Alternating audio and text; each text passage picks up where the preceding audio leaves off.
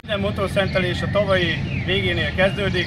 A családok felkutatása, ismerősök által kapjuk a címeket, hogy kiket tudunk támogatni. Idén a lelkes családot támogatjuk, ott a kislány SMA beteg, nagyon jó esélye vannak a felgyógyulásra, valamint egy egyedülálló nagymamát, aki nehéz körülmények között él és neveli unokáját és fiát.